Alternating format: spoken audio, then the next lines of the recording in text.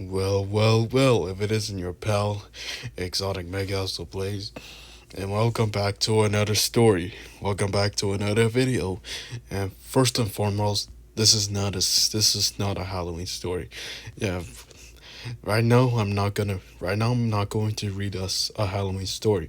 I'm not going to read Halloween stories until next week. So yeah, I decided that next week I'm gonna read Halloween stories to you guys. So be ready for it.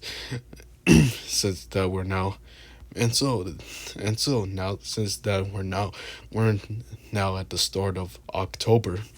Yeah, we're now the first day of October. Might as well read this. I might as well read this normal scary story which introducing Shrunken Head. you know, and I wonder what's gonna be about. And as you can see here by this creepy picture, this creepy drawing, this creepy image, and already you guys can tell by the description. All it says is about a boy who is kidnapped and wakes up in a strange place with a very odd companion. all right, all right. Let's see what this story has in store for us. Let's see what this triggers me. What this triggers. I don't know. I don't have the what to say next. But other than the fact that I'll always copy and paste the link of the website Scary for Kids in the description below. I'll always copy and paste the website in the description below, so you guys can check it out whenever you guys feel like it. But all that all to the side, let's get to it. Let's let's get to it. Just sit back, relax, and watch me cook as I read the story Shrunken Head. So yeah, this is Shrunken Head. Enjoy. The 9-year-old the 9-year-old boy felt uneasy. He was traveling on his own for the first time and had to admit that he was a little scared. He was on the way to his grandmother's house taking the train. The boy's parents have the boy's parents had reluctantly agreed to let him go on his own, and he set forth to visit his grandmother. Grandmother.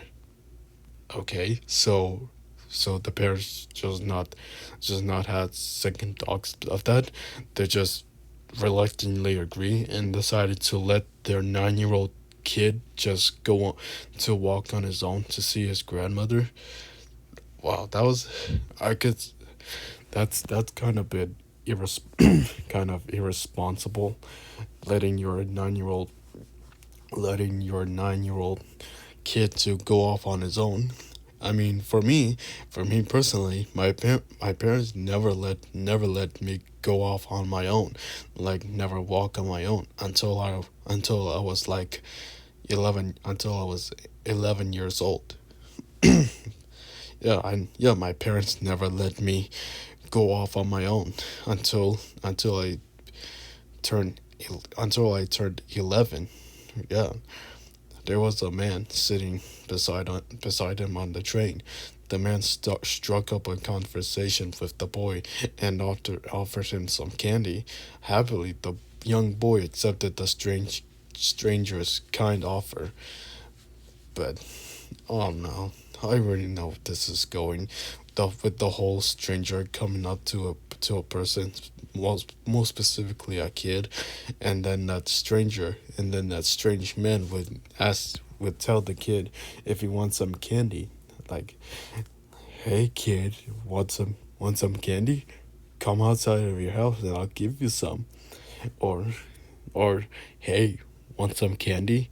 I got a bunch of candy in the back of my van, so you can check it out for yourself. Yeah, I don't know what that's going, but when he chew okay, but when he started chewing the candy, It tasted bitter. Then he began to feel very strange. The train carriage began to swim before his eyes, and he felt lightheaded and sleepy. He couldn't keep his eyes open, and before long, he drifted off into a heavy slumber. When the boy woke up, he found himself in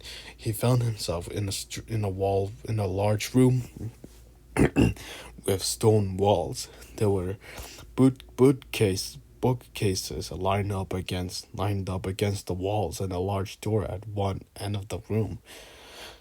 He ran to the door and tried to open it. He tugged at the handle only to find that it was firmly locked from the outside. He pounded the door with his fist and called for help, but no one answered. Suddenly, he heard an eerie voice coming from somewhere inside the room. Get out of here. Get out of here while you still can, it whispered. The boy spun around and saw a sight so shocking that he almost fainted. On the other side of the room, sitting on a table, was a tiny shrunken head. It had been severed from its body and boiled until it shrunk down to the size of a baseball. The boy couldn't believe that the shrunken head was speaking to him. Who who are you? He cried to Joseph. Okay, so okay, so we found out the name of the kid. Joseph. 4 years ago, I was a young boy like you. Just like you, said the head. I was happy and carefree until that man kidnapped me. He brought me to this place and trapped me in this room. He's the reason I'm stuck here on this table. He's the reason I'm a shrunken head. He's an evil man and he practices black magic. The boy shuddered. What happened? For weeks, he left me here alone. Then, on my 10th birthday, the man came back. First, he cut off my head. Then, he placed it in a pot of boiling water until it shrunk like a shriveled prune. Yeah. Then he placed it in a pot of boiling water until it shrunk like a shriveled prune. Then the man wrote a spell on a piece of parchment and placed it under my tongue. That evil black magic spell ensures that I know all and see all.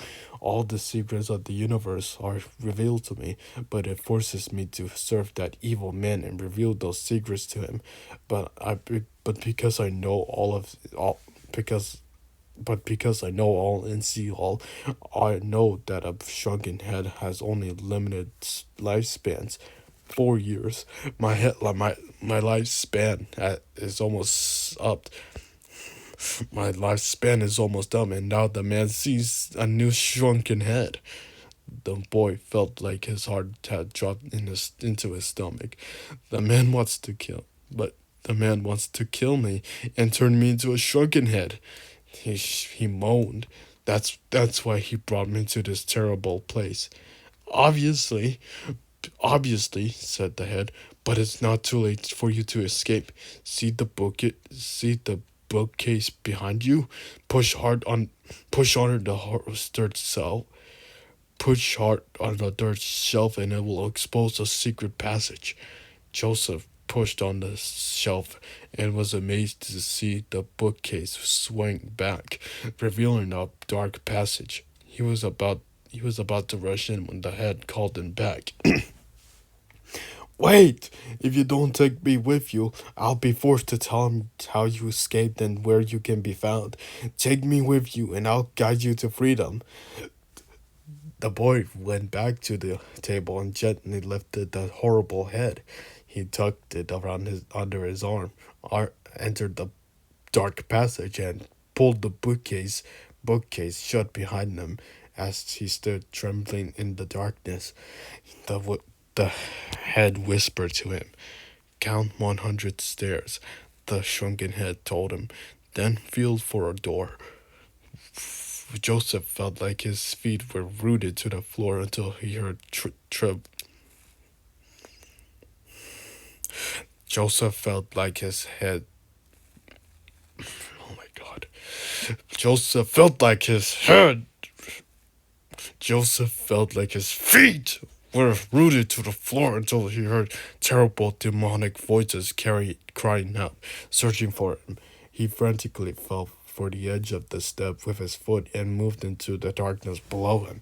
His fingers ached from clutching the shrunken head.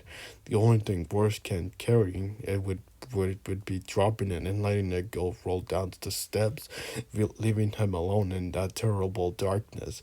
He continued down, trying to shut out the demons' voices, tried to remember to count. Then, when he reached the hundredth when he reached the hundredth step, his legs were quivering. His hand felt for a door and found it. Just as he turned the knob, he heard a demonic voice so close behind him that it made his ears ache. He jumped through the doorway, and the door slammed shut behind him. He found himself lying in a sunlit meadow outside the castle. Then the shrunken head made one last request. It asked the boy to remove the parchment from his mouth so he could finally die. The boy did as he was asked, and the shrunken head breathed out its last. The boy did what he was asked, and the shrunken head breathed its last. Finally, it was out of its misery. The boy buried the head in the meadow and set off for his hometown. The boy tried to go on with his life, but for years afterwards he was haunted by terrible nightmares. Every night he dreamed that his head had been cut off, boiled in a big pot, and left resting on a table in an empty castle. And every night he woke up screaming. Well, that was a pretty long that was a long story about a shrunken head, about the adventures of the poor boy Joseph, who was kidnapped by that lunatic man who writes dark spells and met a shrunken head. Yeah, that was a certainly interesting story about shrunken head. But I know for a fact that this was really a great story, a cool one. But yeah, I feel bad for the boy, mainly mostly the shrunken head. I feel bad for the shrunken head, like deciding to die on his own, to telling the boy to let him die in peace by taking off the parchment, by taking the parchment out of his mouth so that he can die. I mean, yeah, so that the drunken man, the shrunken head can have his last breath until he dies. Yeah, that was pretty sad for the shrunken head. But alright, guys, so that was the story Shrunken Head. If you guys enjoyed this video, which I know for a fact, you guys already know the drill. Like, subscribe, comment, and let me know what stories you guys want me to read. And also comment down of how many times I said shrunken head. Yeah, I feel like I've said hundred. I said shrunken head like 18 times right now, or 20, or something like that. I don't know, but it would be funny if you guys comment down the amount of times that I said shrunken head. But overall, this was really a cool story. Thank you so much for sticking around. Until next time, I'll see you in the next video, the next story. Peace.